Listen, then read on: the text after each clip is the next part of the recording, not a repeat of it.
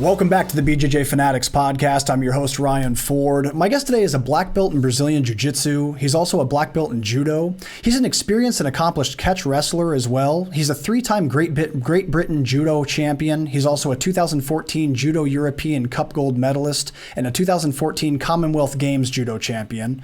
He was also the 2017 Judo European Open silver medalist. He's a Polaris Superfight champion and also a Snake Pit Catch Wrestling World Championship Superfight winner. He's also a veteran of ADCC and Quintet, and he's also a professional MMA fighter as well. He teaches out of Carlson Gracie Hull, located in Hull, England. Ladies and gentlemen, it's my pleasure to be joined today by one of my favorite athletes on the scene today, Owen Livesey. How are you today, Owen? I'm good, thanks, mate. Thanks a lot for having us. Alex, absolutely, man. I'm looking forward to getting to know you, man. Your style is one that I always appreciate seeing in grapplers. It's a very well-rounded, complete style. You bring judo, you bring wrestling and jiu-jitsu combined in a really cool hybrid style that's always very exciting to watch, man. So, you're one of my favorite people to watch currently. With that said, I always like to ask people where they came from before they got involved in martial arts. So what was your life like before you started training grappling? Well, I got into judo from a really early age. So I lived in a town called St Helens, which in England is like a rugby league town. So rugby league's a pretty big sport in Northern England, which is where St Helens is. So as a kid, like growing up in St Helens, kind of everyone that grows up in St Helens starts with playing rugby. So from 5 years old, I started playing rugby. And I'd train twice a week, play rugby on a weekend. It was obviously just all fun and that when we were being so young. And then literally from 8 years old, someone came into my school teaching judo. And I just took a liking to it, so I started training judo from then on. And then literally by the time I was 10, I was doing judo, wrestling and Brazilian Jiu-Jitsu. So I've kind of been training martial arts for the majority of my life, really. That's really incredible, man. Yeah, dude, rugby's such an awesome sport. I've always said that if martial arts didn't exist, I probably would have been interested in rugby. They didn't have it much where I grew up, but whenever I see like people from the UK or from Europe or other players like Australia playing rugby, I'm like, dude, that looks like such a fun game. What do you feel that rugby did for you to prepare you for the world of martial arts? Obviously, very like tenacious, rough sport. So I imagine the toughness it gives you would be something that transfers over. Was there anything else that you feel rugby gave you a good base for? Not so much, just because I didn't do it for that long. It really made my decision easier that I wanted to do martial arts just through. I kind of like with martial arts that it's not a team sport and it's individual. I think one thing that I always found pretty frustrating with rugby is I could have a really bad performance and the team could win and no one cared about how bad my performance was. Or on the other hand, I could have a really good performance and the team could lose. So it wasn't just down to yourself. You were kind of dependent on others as well. That is one massive part of what I didn't really like about rugby, and what I did really love about martial arts is I've kind of always lived by like, you get out what you put in. So I think like martial arts, there's not many things that show that as clearly. I think with martial arts, it's as simple as the more time you put in, the more you're going to get out of it. And that kind of like fell with me, and I loved that about the sport. And that's why I've kind of dipped my toe in all different types of martial arts. And it's just got to the point where I really enjoyed competing and testing myself, and I love a challenge. So yeah, I played rugby up till I was about, I'd say 14. I loved everything about rugby. Like, I love the sport. I still watch it now. I made some of my best friends from rugby who I'm still in contact with now. It's just that for whatever reason I ended up getting a bit of success in judo, and the time come that I had to make a decision between the two, and I went down the judo path rather than rugby. That's excellent, man. Yeah, what you said there about the about being an individual sport versus a team sport is a very common narrative I've heard from a lot of people that transferred over from a team sport into martial arts. Is the idea that you carry your own destiny in your hands, and win or lose, it's on you and your performance. And I think that's very appealing to a lot of people for sure. When you started judo, what do you think it was that grabbed you about judo? No pun intended. What was it that really locked you in? What interested you most at that time? At first, I was obsessed with rugby. So when I first ever went to judo, it was literally just because the coach told me that it would help with rugby. That the judo, and back when I started judo as well, it was almost like wrestling and a gi as well. It was like the old school judo. It was before they took leg grabs out and stuff. So I remember my coach saying to me and my dad that judo would help with the contact side of rugby and the wrestle that's involved with rugby. Which is the one solid reason that we kind of went around doing a bit of judo. When I started doing it, I liked the competitive aspect of it, like the club that I went to. Like, I think this is a big thing in martial arts. I think you've got to be kind of lucky where you start as well. Because I know in England now, obviously, martial arts is becoming so big. There's some really, really high level gyms and there's some really not so good gyms. Because I think if you are clever in this sport, you can make money out of the sport without being that good. I think I was very lucky that the first judo club I walked in ended up being a really, really high-level judo club. Like, they've produced a couple of Olympians, which is amazing for a club in St Helens. They've produced Commonwealth champions, they've produced junior European champions. And you're talking like the estate that this club is on is like a really run-down council estate in St Helens. So for a gym in a place like that to be able to produce champions like that, it speaks a lot of words for the quality of the gym. And then I think a massive thing that kept me in the sport was the way that club was run. So my first judo coach was called Peter Blood, and he was a massively supportive coach. He was massive on making you travel and experience different styles of judo and train with different people. So literally from a young age, I was training judo on a Monday, Wednesday, Friday. I was training wrestling, freestyle wrestling on a Tuesday, Thursday. And I was training Brazilian Jiu-Jitsu on a Sunday, literally from about 10 years old. And then as we started to compete more, Peter would take us literally around Europe. So like, I know every Christmas we'd go to Rotterdam and do like a 4-day training camp in Rotterdam. He'd take us to France very regular, so we could just, like where we are, it was like a 3-hour drive to the Channel Tunnel, and then we could just get straight on the Channel Tunnel and drop you off in France an hour later. So we did a lot of travelling, and with that I made a lot of good friends, which like even when there might have been times where I'd had some bad results in tournaments, I was still young, I didn't really know what I wanted to do. Sometimes having them mates at judo meant that I was going back regardless anyway, and there was never a thought of not continuing with judo at any point, really. That's incredible, man. Let me ask you this. When you first started, did you have the same physique that you have now growing up, or did that come later? Because I know that can have an impact on the style you play, depending on what your physique is. Yeah, like, my dad was a bodybuilder. So my dad was a bodybuilder. My uncle was a bodybuilder as well. So, like, my dad and my uncle are, like, very well built. So literally, like, from about 14, I was light. Like, I used to compete in judo at 14 at 60 kilo. I used to hold my weight down quite a bit for that. I held my weight down that much, to be honest, that when I moved up, I actually skipped to the next weight category and went straight to 73. Wow. But I was always very lean. So I was always in very, very good shape. I didn't start lifting weights at all until I was 16. I did like body weight things and that before then, but then when I was 16, I started proper strength and conditioning, and literally, like, I haven't stopped following a proper strength and conditioning program since. So I've been religiously lifting weights 2 or 3 times a week now for 16 years. So obviously the physique slowly builds through all that time of training, and then within them years, I've been a full-time athlete as well, where we're training judo 2 times a day, training strength conditioning every day on top of that.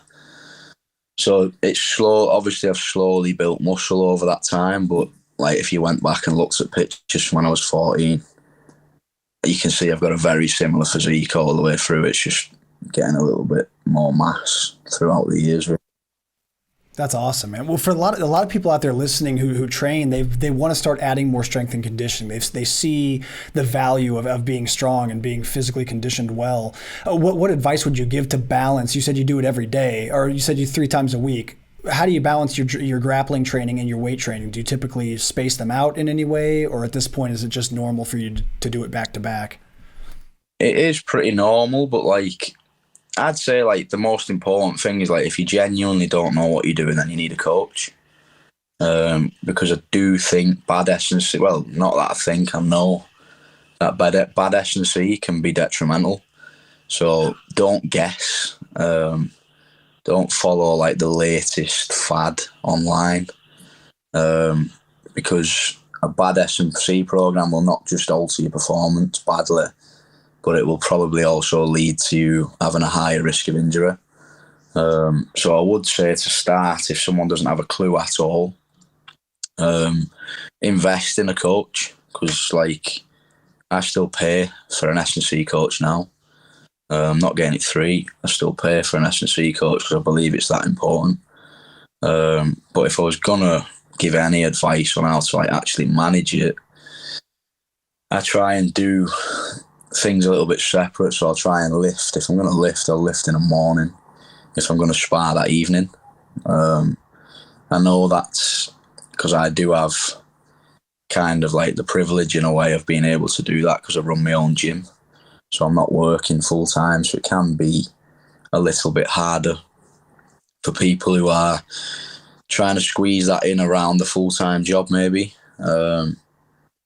But like the way I'm lifting personally, I'll just do 1 lower body session a week and 1 upper body session a week. I do think they are more or less, well, they are non-negotiable sessions. And they'll be a mixture of like compound lifts. So very basic lifts like squats, deadlifts, RDLs, bench presses, pull-ups with weight, bent over rows, pendlay rows, like really simple exercises. And I'll push the weight that I lift in these exercises. And then I will do a lot of accessory work as well. So a lot of things with bands for my shoulders, for my knees, for my hips. I'm going to do a lot of mobility work and a lot of like rolling, like a lot of foam rolling. And so like I kind of use my S&C now as much as it helps and gives me like the little 1%ers in terms of performance. I help it for maintenance. I use it for maintenance as well. Like if I've got bad hips, I use my S&C to correct them issues. So like it was only like 3 months ago I had a really, really bad hip flexor, which didn't stop me training, but it was definitely affecting the way I was training. I could just constantly feel pain in my hip. So we addressed that issue and started foam rolling it and doing exercises working around that hip, and now that's gone. So I think that for me now, things like that's much more important than being able to lift heavier than I did a month ago. Yeah, so I just say in a nutshell, be super clever with your strength conditioning. Make sure you know what you want out of it. If you have an idea of how to work towards that goal, then you can do it yourself. But if not, get someone who knows what they're doing. Yeah, that's tremendously good advice, man. Hey, let me ask you this: when you're designing your strength and conditioning routines, are you ever mindful of like particular motions or movements or points of strength that would help you directly in grappling, or do you just have an overall strength program that you apply to your grappling and naturally? It's just overall strength, really. Like I don't believe there's that many actual specific things in the gym that will help on the mat. I kind of just think the way I see it is like, just get stronger. Like if you're getting stronger in the gym, you are going to be stronger on the mat. Like if I can push more than I could push 3 months ago, then I'm going to be stronger on the mat. Like if I can pull more than what I could pull 3 months ago, then it's going to have some transfer. Like I kind of try and keep it separate. Like I just lift to keep my body healthy. I lift to keep my body strong. And all my specific work is done on the mat during the jiu-jitsu technical or sparring session.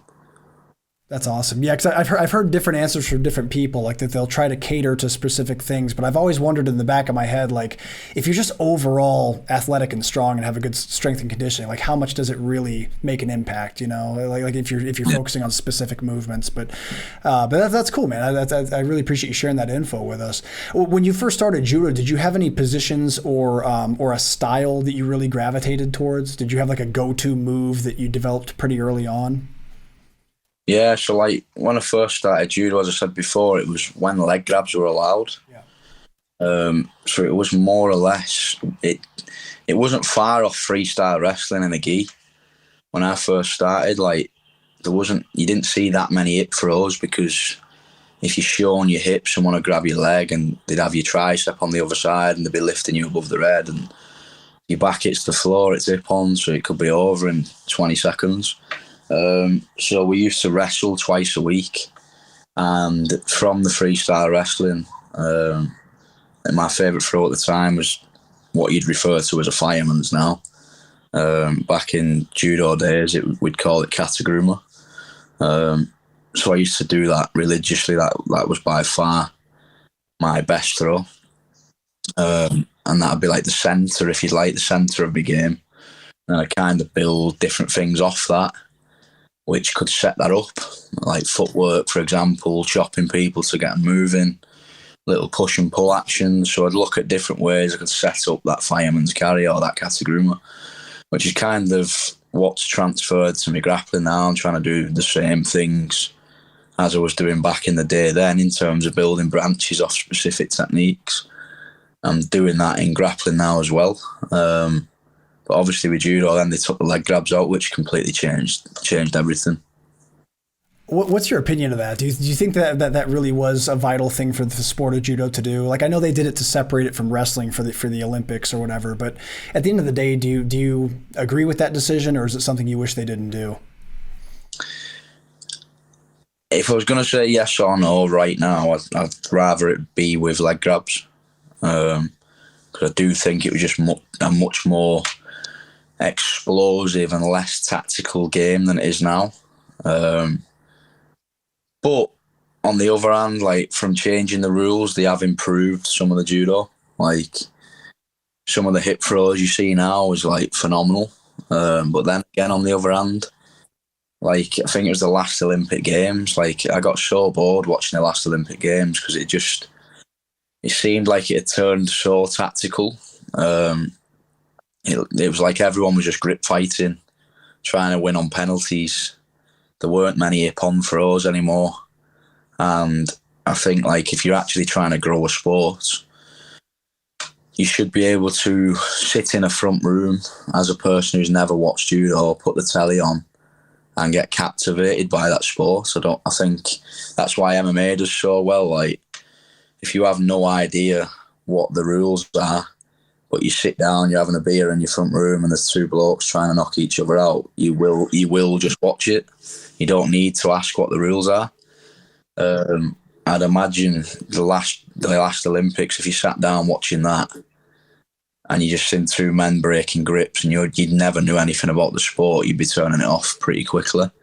Whereas the old school judo was so explosive, like people were just grabbing trouser legs and picking people up over their heads, and I think it'd be a lot easier for people to get into the sport and watch that sort of sport without actually understanding the rules. Yeah, that's a very good point, man. And yeah, I can see what you're saying there too. Like, I think that within the world of jiu-jitsu, obviously no-gi grappling has skyrocketed in popularity. It's very exciting. I think the reason gi grappling still has a market is that there's a wide amount of people that do jiu-jitsu in practice. So those are obviously going to be people that train jiu-jitsu watching gi jiu-jitsu. But it's the same issue, whereas with gi jiu-jitsu, it'd have to be someone that has a little bit of an understanding of what's going on, versus no-gi is a little more, it's more relatable to MMA, like you said. Like, it's a little more like, okay, these two guys are trying to submit each other.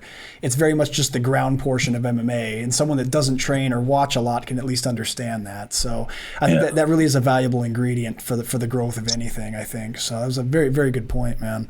Obviously, you branched out into other styles of grappling. You got into wrestling, you got into jiu-jitsu.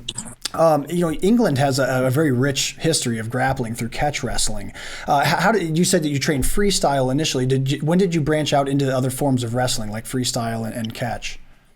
So freestyle, I trained it as a kid, like literally alongside judo, just to help with judo and help with the leg grabs. Because if you weren't wrestling back in the day, you would have had no chance at judo. Like, you had to become familiar with takedowns and techniques in wrestling. Catch wrestling, I've barely done catch wrestling. I just feel like the amount of different things I've done, like judo, wrestling, gi, jiu-jitsu, no-gi jiu-jitsu, I've kind of developed a style that just works well in catch wrestling. Like when I did the snake pit the first time, so like I won the championship last year. When I went that year, I genuinely didn't know the rules. I just seen a catch wrestling tournament. I heard that you could win by pinning someone and thought I'd have a decent chance. So I won that. And then obviously I got a match with Josh Barnett this year as well. On the same tournament, but it was just like a super match or a super fight. Catch rules as well. And still I've not actually trained a day of catch wrestling yet. It's just been predominantly judo, a good bit of wrestling, a good few years of wrestling when I was a kid. Probably about eight years of jiu-jitsu in gi and no-gi, and some MMA as well. So I've just kind of got a game that even the style of jiu-jitsu that we have at Carlson, Gracie, I just think it's a style that can kind of be used in multiple martial arts, really. Do you feel that's true? If someone is a specialist of one grappling style, do you think that for the most part they can go into other realms of grappling and do relatively well? Or do you think that some specific styles do better than others? I definitely think some styles do better than others. I just like our style is very top heavy. So we do focus a lot on wrestling. We do focus a lot on passing and pinning. And if we get put on the bottom, rather than working from the bottom and accepting bottom, we work a lot on wrestle-ups. So I think that's the reason our style crosses over to a lot of martial arts really well. I'm not saying everyone in our gym is going to go and win a freestyle wrestling tournament, because they have got pretty good wrestling for grapplers. But obviously, if you're going to go against a freestyle wrestler who specialises in freestyle wrestling, you'd expect them to win. But what I'm saying is the style that we practice allows the majority of people in our gym to be very, very capable on the feet. Very capable of passing a guard and pinning somebody down. And very capable of getting off the bottom if they get pinned down. Like the way I've always looked at the martial arts that I'm teaching, the style of grappling that I'm teaching is, could it cross over to like the ultimate martial art, which in my eyes would be MMA, just because you're combining everything.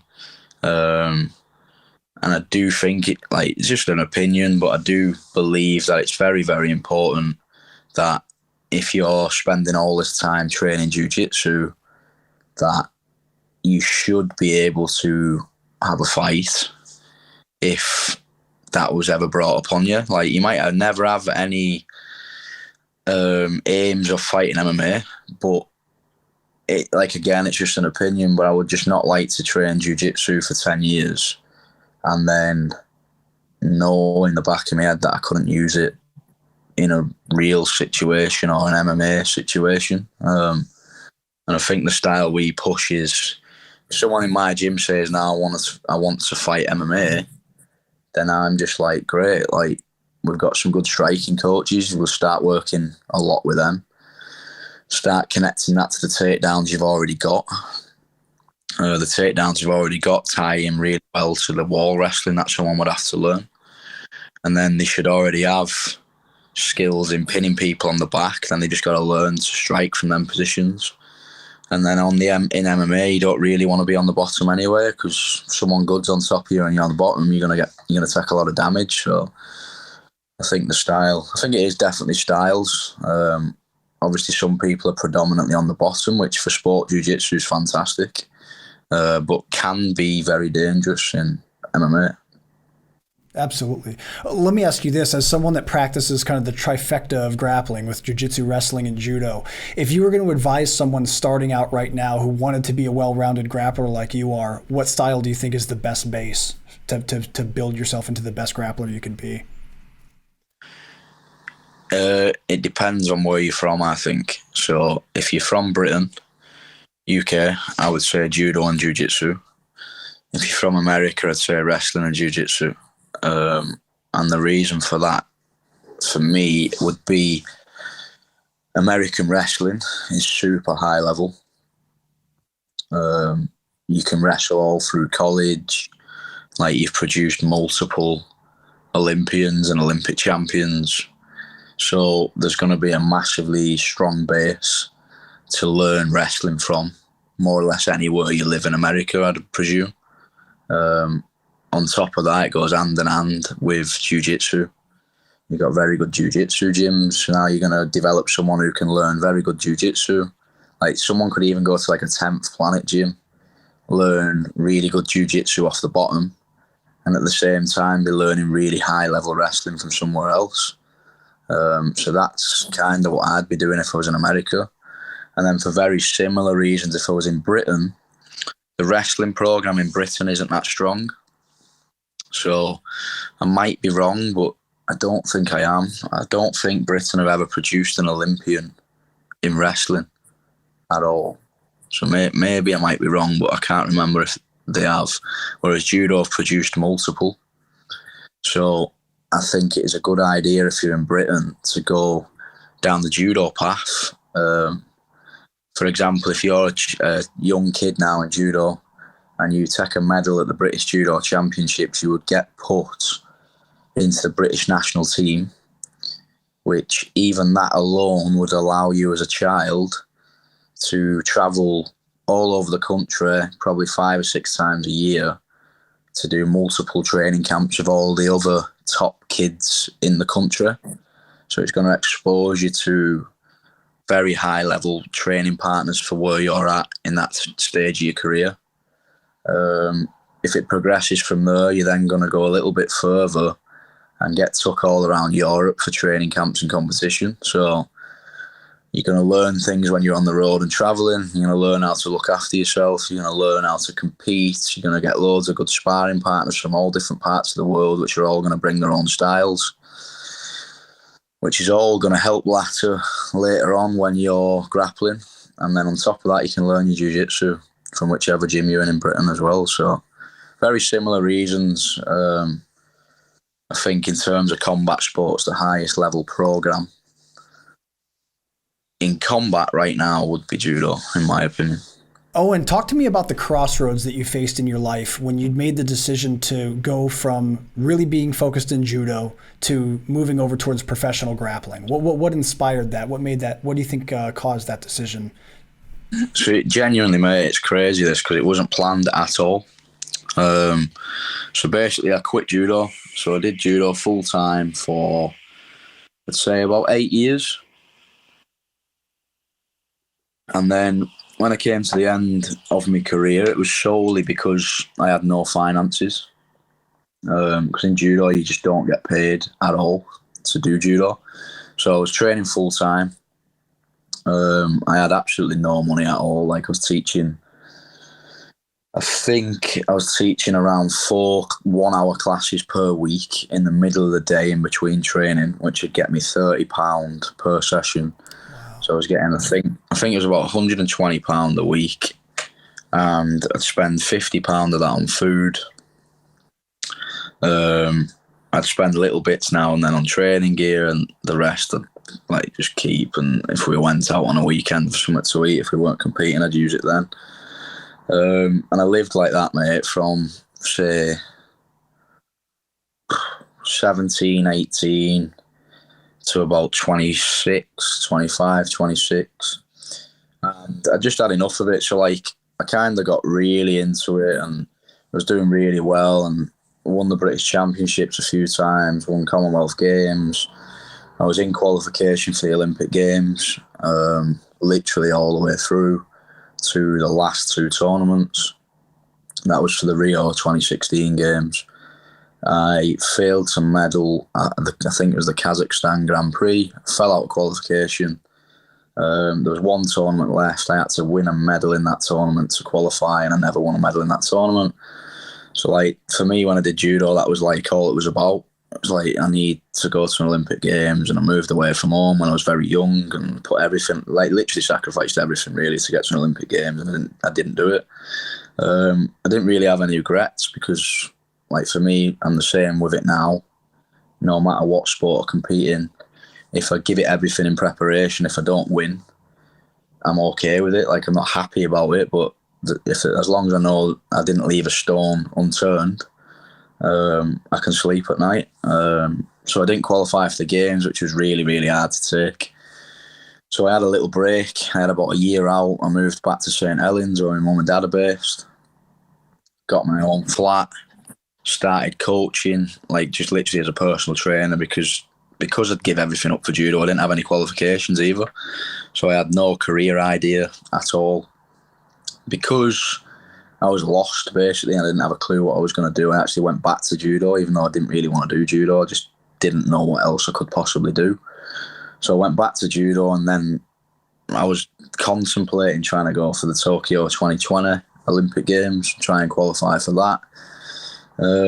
About a year back into training, I more or less just accepted that I didn't even want to do judo anymore. Just because the thing is with the Olympic Games, it's a cycle is 4 years. An Olympic cycle is 4 years. So if you miss out, you've got a whole 4 years to go again. And what people don't realise what Olympic cycles are, it's not like grappling where I might compete every 2 or 3 months. I was competing every 2 weeks. I was cutting like 8 to 9 kilo every single time. Just constantly in and out of diets, just feel like shit for 4 years basically. So I did about another year, and then I kind of accepted I just need to start sorting myself out, and I wasn't doing judo because I wanted to do it anymore. I was doing it because I didn't know what else I was going to do. So I knocked it on the head, I quit. I started training MMA because I had some money in my bank account from a sponsor. I remember I had £2,000 from a sponsor in my bank account. I was just a bit clueless. I had no idea what I was going to do. So I started driving to London every day, which is about 45 minutes from me, to train MMA. Really stupid looking back. Like, I had no income coming in at all. So basically, after about 3 months, that £2,000 had just gone to zero. So when that hit zero, I was like, I need to really start earning some money. So I got a job from teaching judo in schools. Genuinely, like, didn't want to do it. Just, I needed the money. I genuinely wasn't qualified in anything else, and I didn't know anything else other than judo. So I could kind of seen that as the only thing I could possibly do. I started teaching judo in a school. I had a really bad time with a boss there. Like, he was underpaying me, asking me to do more work than what was on my contract, and I was doing extra work and not getting paid for it and stuff like that. So I left that job. And then, mate, just out of a stroke of luck, like, when I was like 18 years old, I was back in St Helens for a weekend. And I was just lifting weights where I used to train judo as a kid. And one of the local rugby teams, Warrington Wolves, were doing a wrestling session indoor for pre-season. And they said to me, like, are you the guy that does the judo? So I said, yeah. So they said, would you mind doing a wrestling session for us? So I said, I'll do one, yeah. So I ran a session for them just there and then. And then on the Monday, I went back training full time. So I didn't think anything of it. And now you're talking, by this point, it might have been 9 years later. I got a random phone call And I just quit this job, and this bloke says to me, we're from Hull KR, which is another rugby team. Are you the guy that did a wrestling session for Warrington like 9 years ago? So I was like, yeah. And he says, do you want to be our strength and conditioning coach? So I was like, I'd love to be your strength and conditioning coach, but I know that's not going to be possible because I've got no qualifications. So he was like, no, what we'll do is we'll put you down and pay you as the assistant strength and conditioning coach, but you'll be a wrestling coach. So I was like, perfect. So I literally packed my bags, moved over to Hull, which is about 5 hours away from where I was currently living. I moved there about 4 weeks later. Started coaching wrestling for this rugby team full time.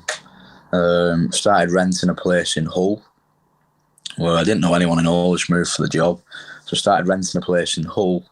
And then I kind of realised that I really missed just training for my own mental health, really, mate. Like, I was kind of enjoying the job, but not enjoying the fact that I was kind of letting myself go a bit. I wasn't fit. I wasn't sparring anymore. I wasn't rolling anymore.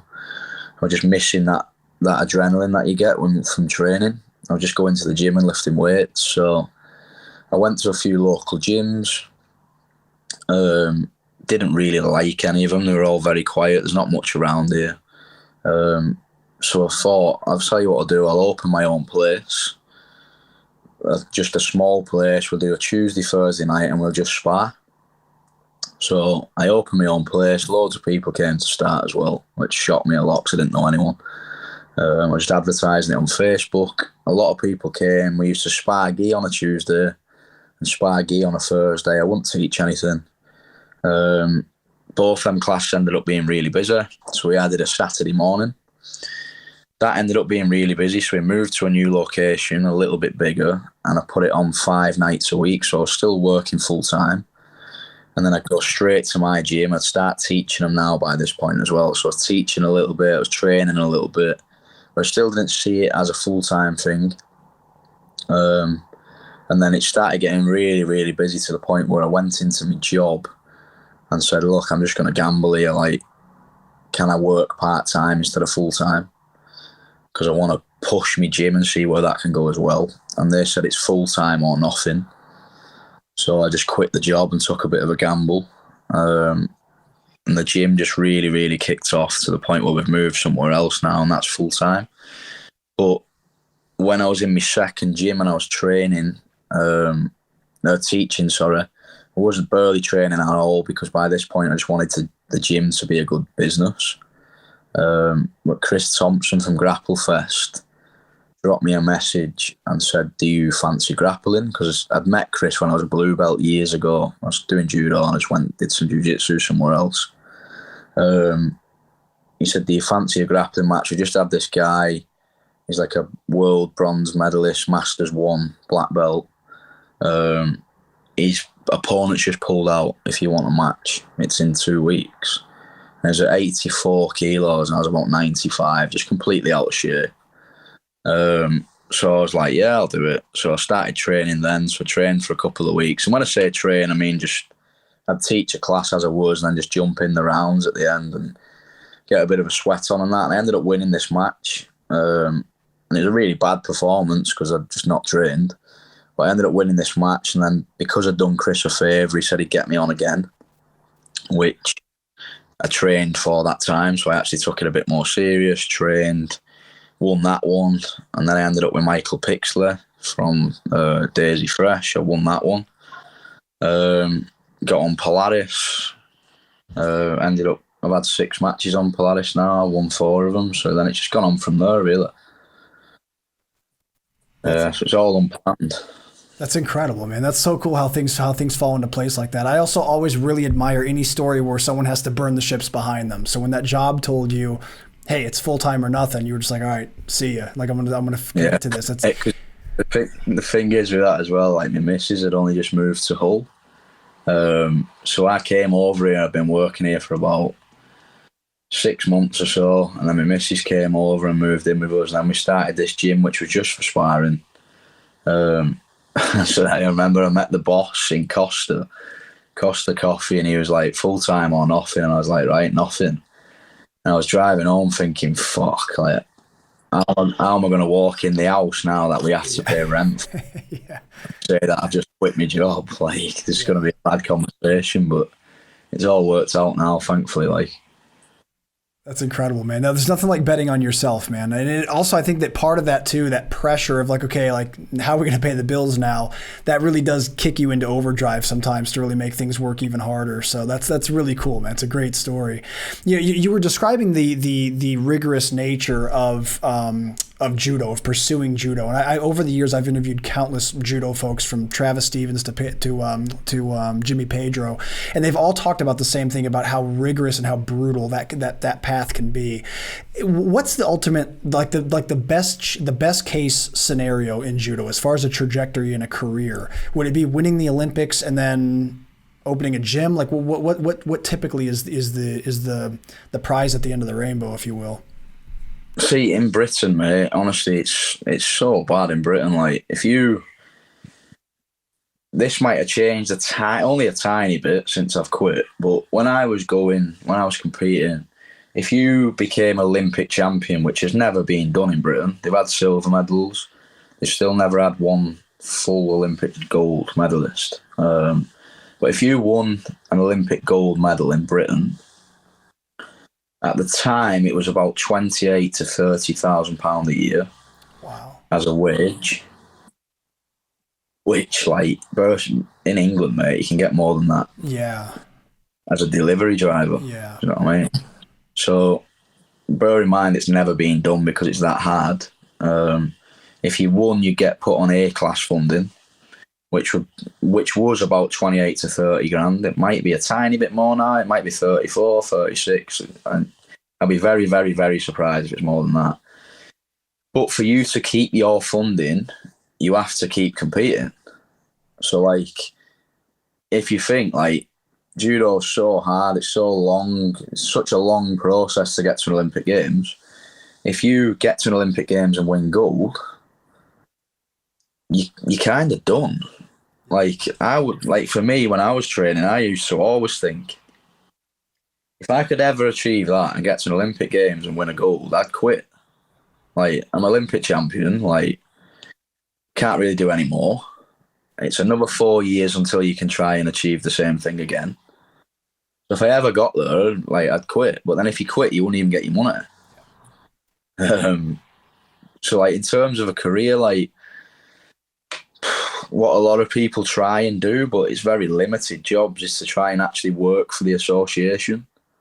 So start working for British Judo. Try and be, like, what's seen as a high performance coach.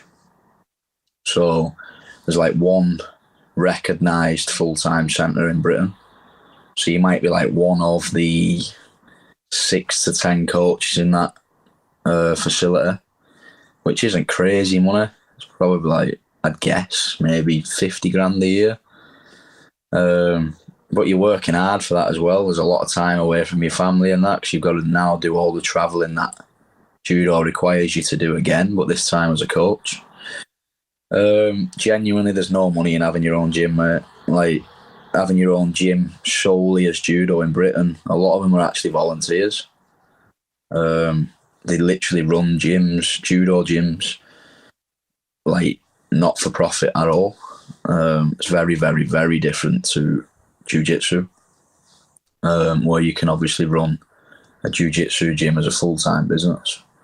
So that's the thing with judo in Britain. It's like that they actually do really well for probably what they've got. Like, the fact that they've actually produced Olympians and a lot of Olympic medalists, considering the incentive really is pretty bad. Like, there's no, like, you see countries that do really well in the Olympic Games, like Russia, Georgia, Japan.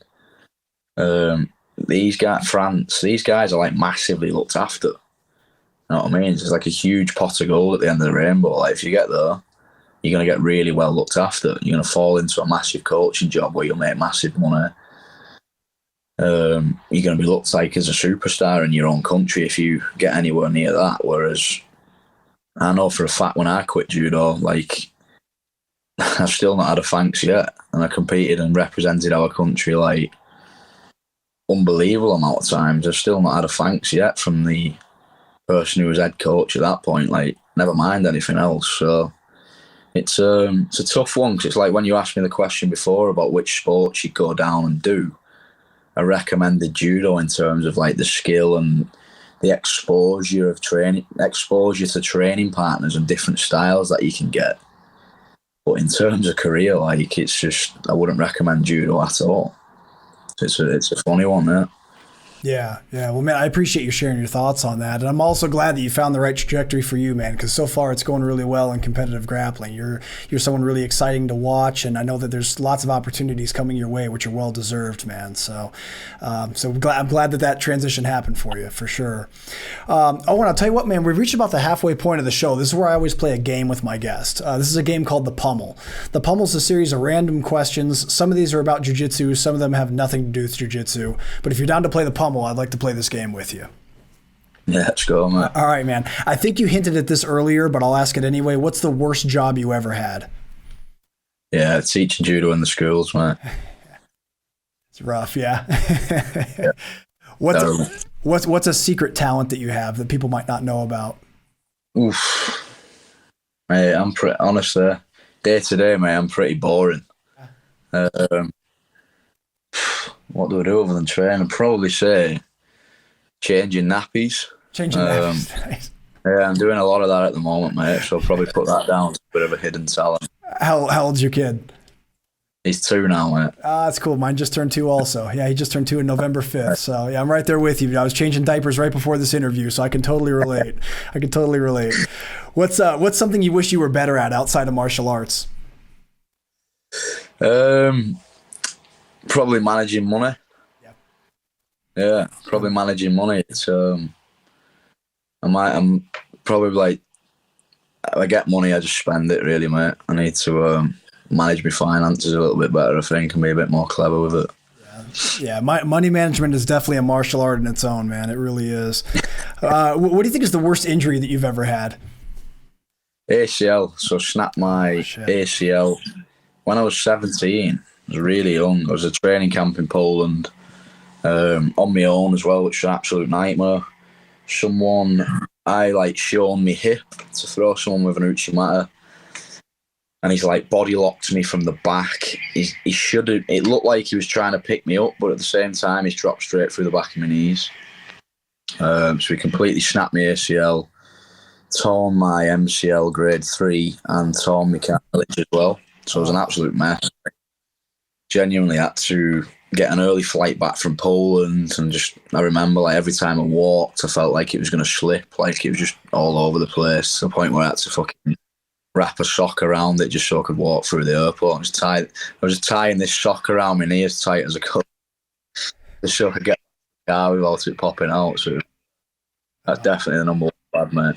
Oh man, dude, that's insane. I would say that if you have to have an ACL or major injury like that, though, I guess it's better to have it when you're 17, when your body heals better than later, right? But either way, that's a terrible injury to have, man. I'm sorry that it sucks you went through that. What do you think was the scariest moment of your life? Not sport related, or can be anything. Anything at all. Yeah, any near-death experiences or. There's one thing that just haunts me, man. I can never get this out of my head. So, this is, do you know when you're young and you kind of have no fear? Yeah, sure. I reckon I was about 16, and we went to a training camp in Paris. I'll never forget this, because I always think that was probably got to be the most stupid thing I've ever done. So we went to a training camp in Paris, and every time we went away with judo, it was always low budget. So we'd always stay in the Formula One hotel, because I don't know if you have the Formula One hotels in America. I'm not sure if we do or not, yeah. But it's an unbelievably cheap hotel. It's everyone in the hotel, in the corridor, shares the same bathroom. Oh, yeah, I've seen, we do have, in some cities those do exist, yeah. Right, so we used to stay in there all the time. And me and 3 of my mates got in an elevator, and the elevator stopped. But when the doors opened, it was halfway between our floor and halfway between the floor below. Oh, damn. So now, I am not moving from that elevator. Yeah. If I'm in that elevator and I'm just staying there, pressing the alarm, waiting for that elevator to start moving again. I remember my two mates jumped out the elevator. So I've got out and I was like climbing on the floor behind us, climbing to the floor above. So if you can imagine the elevator doors are open, and just a floor in the middle of the elevator. Yeah. I've like climbed up to it like a ledge. And I was just thinking, like, if that lift would have kicked in straight away, like I'd have been dead. It would have cut you in half. Like, yeah. Stupid thing ever, yeah. So I'd probably say that's the one thing that I just can't get out of my head. Like, genuinely, I fucking dream of that sometimes. It's horrendous. Yeah, that made my palms sweat thinking about that, man. Yeah, climbing through. If that was the time that it snapped or started moving, that would have been it, man. Jeez, I'm glad it worked out. But man, that's a scary one for sure. Oh man, what do you think's your favorite bad food to eat? Like your favorite junk food?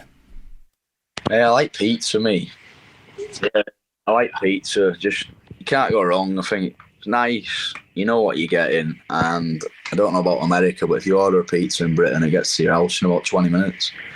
Whereas all the other takeaways take about 2 hours. So pizza, mate, I'm going for every time, I reckon. Describe to me your perfect pizza. Spicy. It's got to be a bit spicy. Cool. Okay. Like I normally get what we call the Americana. So it's got some like pepperami on it, some pepperoni, chilies. Like for me, mate, like a load of meat on a pizza and some jalapenos, garlic sauce. That sounds like a good one for sure, man. Who's your favorite grappler of all time? Mate, it'd be Gordon Ryan. Gordon, good choice. Yeah, obviously he's the best of all time. Yeah. He's like, mate, he's picking submissions against people. Yeah. You know what I mean? It's just like, correct me if I'm wrong, but I don't think that's ever been done. No, I can't think of anyone that ever did that. Yeah. No, so it's like the fact that he's doing that, and I actually went over to New Wave as well, and I actually trained with him, and I thought he was like, I don't know him personally, but what I've seen of him, I thought he was a really good guy as well, and I enjoyed training with him. So if I was gonna tune in to watch any grappling match, it would probably be Gordon choosing a submission against someone. Yeah, that's an easy choice for sure, man. Yeah, the whole envelope before the matches thing adds a whole nother level of entertainment for sure. And I interviewed Gordon a few years ago, and I went to one of his seminars. He's a very good guy. What do you think is your favorite superhero? If you had to pick a superhero from any comic or series, what would you choose? Mate, this is like boring answer, but probably Spider-Man. But the only reason that is because I've not really watched much. Like, I'm not really into stuff like that, so I know it's like Spider-Man and Batman. I'd probably pick Spider-Man, mate. Good choice, man. If you could have a superpower, what would you choose? Fly. Yeah, I'd like to be able to fly, mate. I think that way you could go away whenever you want, and you could save a load of money on flights. Yeah, so, for sure. Fly. So you use it for the utility of travel, not so much just for fun cruising around. I appreciate that. It's back to that financial thing, man. You save money, dude. Man, if you could fly for free all the time, that'd be unbelievable. What do you think is your biggest phobia? Would heights class as that? Oh yeah, definitely. Yeah, heights, mate.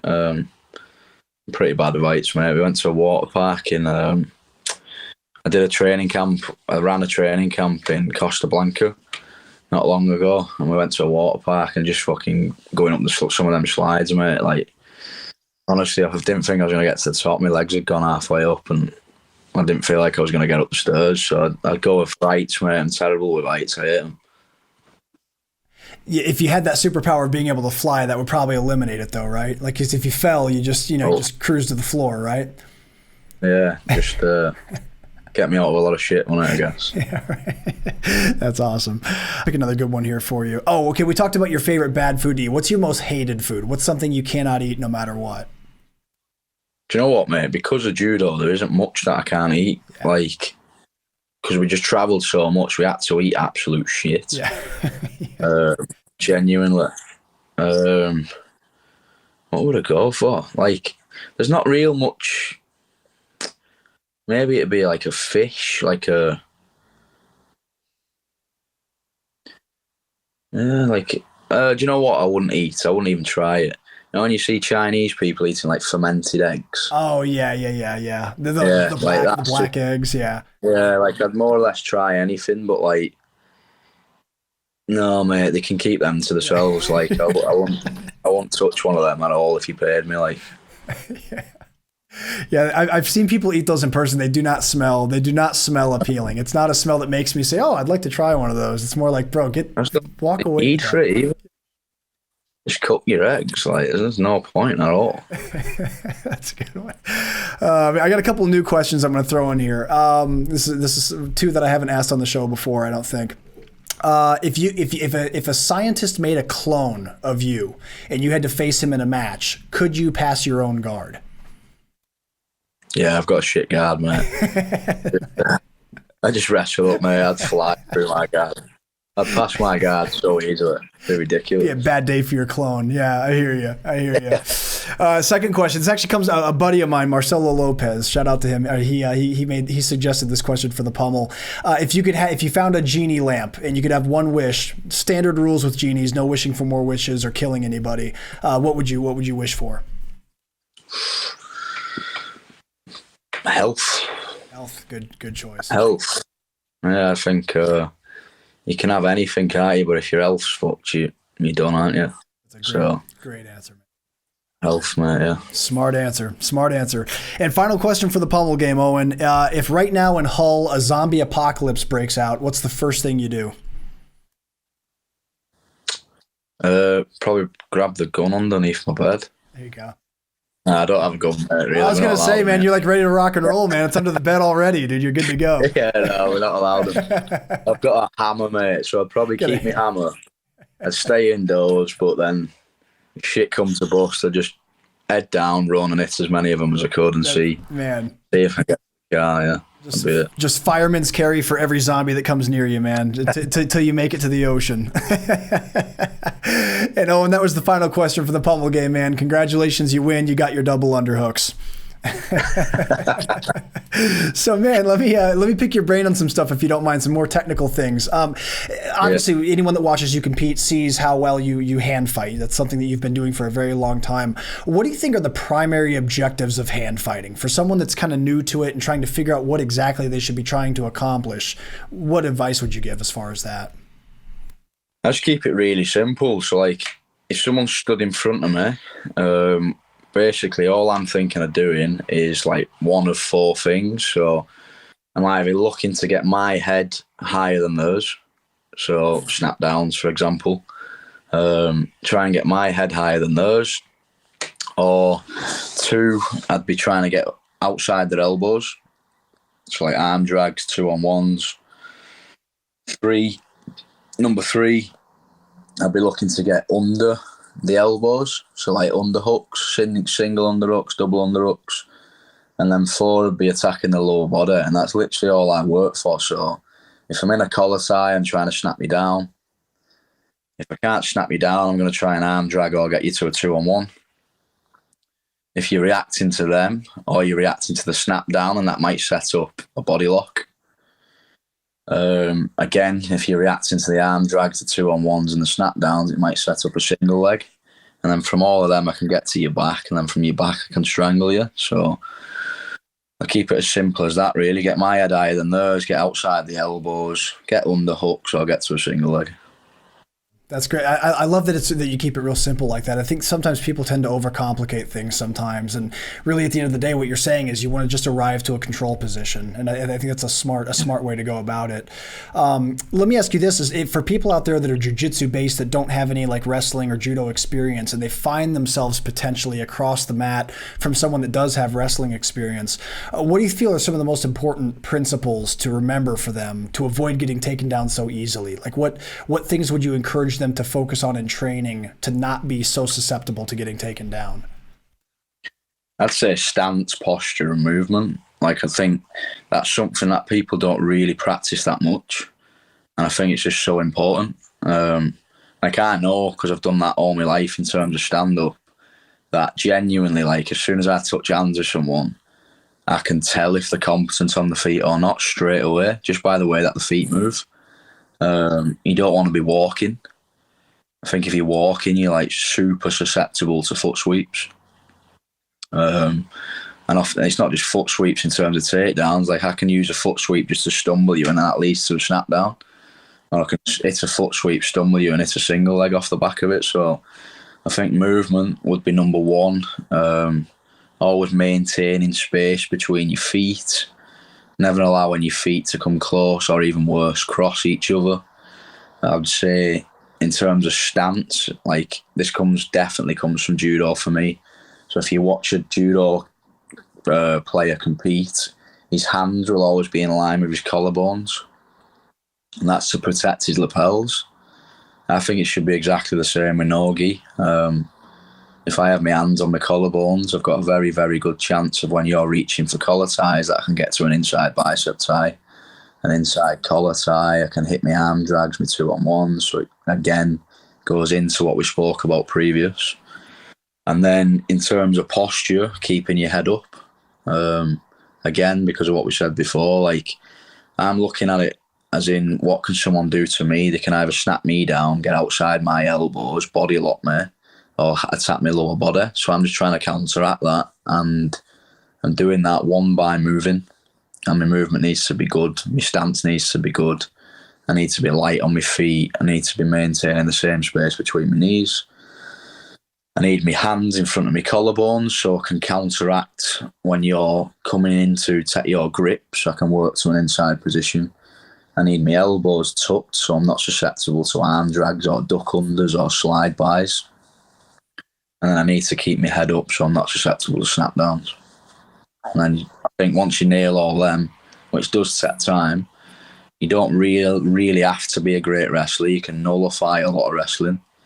You can, from nullifying people, you can frustrate people. And when you frustrate people, you can get panic attacks or bad attacks out of them. And then say, for example, they shoot a panic double leg, you can get to a front headlock, and then you're in your game then. That's excellent, man. There's something that you said, there's something that's within what you're saying here that I really appreciate. And that is that I think that sometimes when people think, like, okay, I want to accomplish a new skill. I want to say I'm a jiu-jitsu guy and I want to get really good at wrestling. They tend to think like, damn, dude, but a lot of wrestlers start when they're like 4 years old, and I'm in my 20s or my 30s or whatever, and I'm only starting to learn now. I think what you're saying here, it really emphasizes the fact that you don't necessarily have to master everything there is in wrestling or everything there is in judo.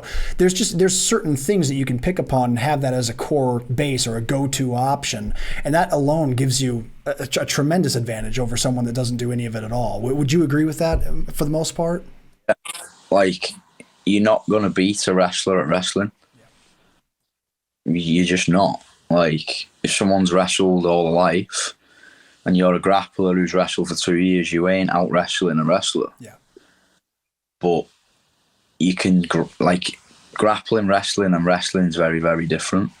I think, like, grappling, you're just looking for a position that you can work from. It doesn't matter sometimes if they take you down in grappling, it's not a big issue either. Like, which also allows you to play a little bit more, I think. Like, in wrestling or judo, you get took down, you can lose a match. You know, you can get pinned in wrestling, you can get thrown for ippon in judo. Grappling, it might be 2 points if they take you down. Like, it's not the end of the world. I think it's very easy to nullify a lot of wrestling and counter wrestling. This is what a lot of the stuff that I do in my seminars. Like, when I go to seminars, a lot of people expect it to, like, blow the mind and be some crazy judo. And it always happens when I leave. People are like, I can't believe how simple that is. And I just think it's concepts. It's just very important how people know how to position themselves, how to react in the right way if someone shoots a double, or if someone shoots a single, or if someone tries to snap them down, or if someone does snap them down and has them in a front headlock, or if someone manages to get behind them and get them to a rear body lock. Like, you can be in a front headlock or you can be in a chest wrap. It looks like you're in a bad position, but if you do the right thing, you're literally one step away from being in a good position. So I just think there's a lot of things you can work with it's not about catching up the wrestler. Like, if someone's not done much stand-up, then no one's going to beat me at stand-up. But that doesn't necessarily mean they can't get to me back. Do you know what I mean? It's just, grappling's its own sport, mate. I think you've got to treat it like that. Like, when people wrestle and cross-train, they can only bring certain aspects of that across to grappling as you can with judo. Like, all the seminars I teach where people call it no-gi judo, the amount of judo that I've got rid of is ridiculous, because 70% of it doesn't cross over to no-gi grappling. I think you've just got to do a bit of wrestling, take what you can, a bit of judo, take what you can. Design your own game, as in, like, where are you good from? Like, are you really good if you get someone's back? If you are, design every bit of your wrestling to get behind someone. And I think that's the way forward. I think you can make big progress in a very, very short amount of time with that as well. Yeah, absolutely. You know, something you just said there is actually, I'd like to pick your brain on this too, actually. You mentioned that 70% of your judo you had to get rid of in no-gi. What stayed? What do you what aspects of judo do you think transfer over really well into no-gi grappling? Stance, movement. Like, judo, you have to move. Like, you gripped up, so you got your sleeve lapel. If you're not moving, you're getting thrown. You have to move. You have to use your feet. So I use feet all the time. I use movement all the time. So, like, I don't grip up with someone and feel super strong. Like, I might feel strong if I'm on top of someone and building pressure, but I think people are surprised when we grip up on the feet how relaxed I am. So, like, I'm not trying to grab someone and show them how strong I am. I'm trying to move someone and see how they react. And then my takedowns come off the back of their reactions, which is hugely from what I used to do with judo. Like, the whole thing that we built in judo was to put pressure on someone and then throw them off their reactions. So I think this is a massive thing when people are starting out in wrestling or grappling, stand-up work. They get favourite techniques and they try and force them techniques. So they might get a snap down. They might get quite good at a snap down.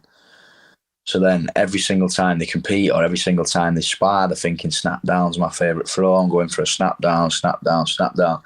But if I just have one of the 4 things that we spoke about before, or one of the 3 things that we spoke about before, and that's good posture, you're never snapping me down. So, but what you could do is single leg me really easily. You could hit a single leg really easily. So I think a massive thing that I brought over from judo is, if you were looking at it in boxing, you'd probably say I'm standing in the pocket. So I'm literally getting in the pocket with someone, putting pressure on someone, seeing how they react, and then choosing my takedowns off the back of their reaction. So, like, for example, like, I'll literally walk at someone because I'm pretty confident in the defensive side of me wrestling, and I'll try and snap someone down. If someone postures up and resists that snap down, I'm going to come to a front body lock or a single leg.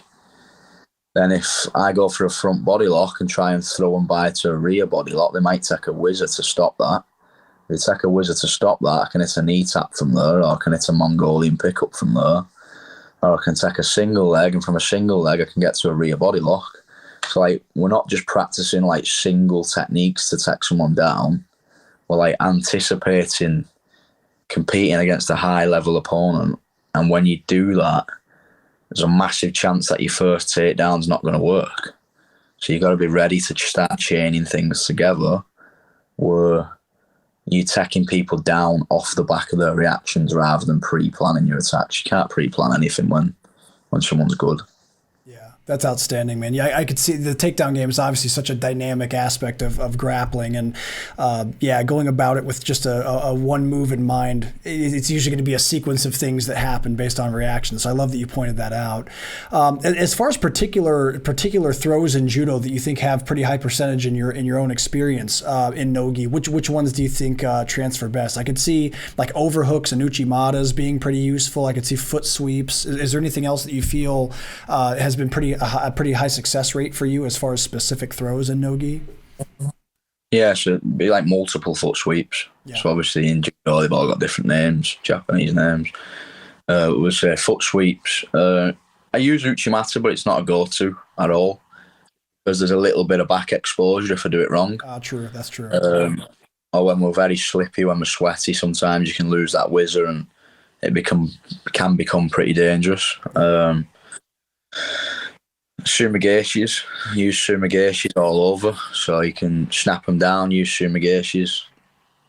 You can use, obviously, sumigeshis from being on the bottom. So sumigeshi is a massive part of my game that's come over from judo. But then, like there's a lot of throws in judo that involve you just engaging. So engaging at the hips, which in grappling, you'd probably call a front body lock. So like when I'm doing things like Mongolian pickups, hitting inside trips from there, using that to I think people would call it like a Tani Atoshi, but I call it a burr hug basically. All them sort of throws and just getting there and getting hips to hips, all that's judo as well. And like I've built the confidence to do that from doing it for years in judo. Like we used to do a drill, a huge drill that we'd do would be if you were behind in a competition, there's 30 seconds left on the scoreboard, just go and engage. So just literally run at someone, engage hip to hip, because that can create a lot of panic. When someone panics, they can give a really bad reaction, can do a panic attack. When they do that, you can get the score back, or you can tap the back and get to a collar choke. So I try and use similar principles in grappling, but I just do it from the beginning without being a score behind, because if it gets counted on me and I get took down, I might lose 2 points, which isn't that big of an issue. So I've kind of just carried that over to grappling, and I just try and engage hip to hip from the start. And a lot of grapplers who are not that confident on the feet don't like that, and then that leads me to getting a takedown off the back of their reaction. Yeah, that's excellent. I really like that a lot, man. Let me ask you this: what are some drills that you really stand by? What are some drills, some takedown drills that you think people can start implementing in their own routines that you think are very useful and beneficial? In terms of takedowns, or in terms of just getting good at takedowns? Yeah, wrestling, both. Takedown. Yeah. Right. So in terms of wrestling drills that we'll start with, we'll do wrist control sparring. Which is basically you both take a wrestle stance, so you're pretty bent at the hips. You're not allowed to do takedowns, and you're just literally fighting to control the wrists. You can't use your knees to break the grips. So what I'm looking for is to get one of my hands on both of your wrists, or control one of your wrists with two of my hands. And you just fight for 90 seconds like that, and we do about 5 or 6 rotations. It'll absolutely smash your forearms to pieces. But I've really super important. If you think about grappling, MMA, wrist control is so important. When you're on your feet, if I'm in top half guard, I want to control your wrist. Sometimes if I'm in attacking turtle, I want to control your wrist. If I'm on the bottom, it becomes very useful for me to control your wrist. 2-on-1 grips. So I put a massive emphasis on being able to control people's wrists. So we'll do that. We'll do wrestling where you're only looking for snap downs. So there's no risk of anything else. You're just looking to use your feet, try and square up your opponent so you can make it easier to snap them down. If you get to the front headlock position, then you start again. We do knee tap wrestling. So again, you find the wrestle stance, and you just move in loads of movement. You're trying to touch each other's knees, and you're trying to move your knees out of the way when they're trying to touch yours. So that's just to try and push your footwork and being light on your feet. Because if you're heavy on your feet and that, you just get smashed. We do wrestling, but you got to be careful with this. I only do this if the people on the mat are clever and they've been training for quite a bit. We wrestle from an over-under position, so we're fully locked in. One of us we both got one underhook and we both got one overhook, and we're not allowed to disengage. So with that, I'm just encouraging people to engage and use their hips to throw, use the feet to throw. But the reason I would never do that with beginners is some people can be quite clumsy and start hooking legs, and I don't want people busting the knees and that on the mat. We'll do over-under position again, but you have to lock your hands and you're not allowed to disconnect your hands. And you have to create an angle and get your underhook shoulder underneath their armpit, and they're trying to do the same thing, and you're not allowed to disengage in terms of your hands. You have to keep your grip locked. So that'll help you work into an angle once you're in the over-under position, which is more or less key in that position, I believe. And on top of that, it's going to enhance your grip again. And then in terms of takedowns, I'm just, like we said before, the simplest way I'm working and teaching takedowns in my gym is to get to the back. So even if you're really good at mount, I think if you just chase the back, someone's going to be that intent on not giving you the back, you'll probably end up with mount. So we work snap downs down the middle, and we work arm drags on my partner's right arm. We work 2-on-1s on my partner's left arm. They all lead to a front body lock, which all leads to a single leg, which leads to a double leg. And every single one of them positions lead to a rear body lock. So then we work breakdowns from a rear body lock. And then we have multiple ways to get to the back from the attacking turtle. And then, like I said, if someone's going wild to not give up the back, then we've got ways to get to the mount from there. And we've got good submissions from both. So that's the game in a nutshell. Yeah, no, those are all great drills. I really appreciate you sharing those. That's awesome. Owen, let me ask you this, man. Obviously, you're known for your top pressure and your top game. You've got that old school Carlson Gracie style jiu-jitsu, and of course the years of judo and wrestling. When it comes to passing someone's guard and no-gi from a seated position, when there's no control established, meaning you haven't taken them down and obtained control yet, they're just sitting in front of you, you're standing in front of them. What are your favorite, or what do you think are the most important principles of control to pass someone's guard in that sort of scenario? What do you rely on most?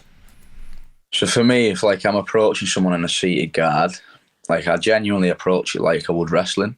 Cool. I make sure my head is in line with their head, and I make sure my hands are controlling their hands. For the most simple reasons that if they're the same as wrestling, if their head is below my head, then they can wrestle up on me. They can go to my legs. And this is why I'm controlling their hands with my hands, because for the simple reason that if they're going to wrestle up, they're going to grab me with their hands. If they're going to try and entangle on my legs, they're going to grab my legs with their hands. So I know if my head's in line and I'm controlling their hands, they're going to struggle to entangle or wrestle up. And then off the back of that, I don't like anything where I don't know what's going on. So for me, if I control their hands, I know their next move is to break them grips. Whereas if I'm not controlling their hands, they could do anything. They might wrestle up on me. They might control my hands and then pull 2 feet behind my knees. Then they can get in on my legs. They might look for arm drags. So I just know if I control their hands, they're going to try and break them grips next. And then when they try and break them grips next, that's when I can start jumping into a knee cut, trying to make them flat, go around the outside, cross-stepping. So I can mix up multiple things, but off the back of good head positioning and good hand fighting. That's excellent, man. Yeah, I really like that. Yeah, for anyone out there listening, if this is an aspect of your game that you guys are wanting to improve, Owen actually has an awesome instructional with us called the Top Game Toolkit. And he covers basically everything we've talked about today, from hand fighting to setting up takedowns to passing on the ground. So if this is an area of your game that you're wanting to improve, particularly in no-gi, I can't recommend enough the Top Game Toolkit here at BJJFanatics.com. Go check that out, guys. Owen, in closing, man, what are some of your major goals for 2024? We got the new year almost here. What do you hope to accomplish by the end of next year? Yeah, mate, like I've signed the contract with Polaris anyway, so that's always like 3 to 4 matches within the year with Polaris. I'm probably going to look at the ADCC trials, try and get over to that. That'll be the second one, as I didn't do the first one. I had a training camp booked in Costa Blanca, which had been booked in for ages, so I couldn't let them down with that. So I'll probably try and get over to the trials, and then hopefully if all that goes well, then I'll get another shot at the Worlds. Awesome, man. That's great goals, man. We definitely look forward to seeing you accomplish those things, man. That's really outstanding. Well, folks, unfortunately, we're fresh out of time. Owen, man, I've really enjoyed this conversation a lot, man. I always enjoy talking to people that have really diverse backgrounds in grappling. Hearing your experience through the world of judo and wrestling and coming into jiu-jitsu and then making the pivot in your career in life towards competitive grappling was really interesting, man. And you also gave some great technical insight that people can definitely start using today on the mats. So you're welcome anytime you'd like to come back, man. I'd love to have you back in the future. Oh, thanks for having us, mate. I enjoyed that, to be fair.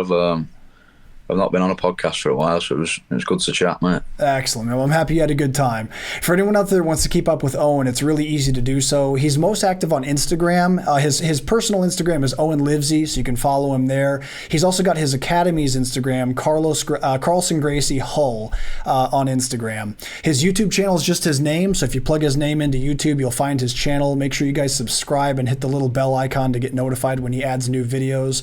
If you guys are ever traveling through England and you make it out towards Hull, he's got a great facility there, a lot of good people, high level training if you're ever through there. But if you can't make it to England or to Hull, you can learn from Owen anywhere in the world here at BJJFanatics.com. His instructional that we discussed in depth today is called the Top Game Toolkit. Again, it has a lot to do with everything we talked about with him technically on the show today. So if that's an area of your game you're wanting to improve, be sure to check that out. You can also check out his online school. It's in the link of his bio on Instagram. So click that and check it out. And Owen, I appreciate your time once more, my friend. Thank you so much. No, thank you, mate. Thanks for having us. Excellent, man. And that's going to do it for this episode, everybody. I really appreciate you tuning in. Please stay tuned for the next episode of the BJJ Fanatics podcast.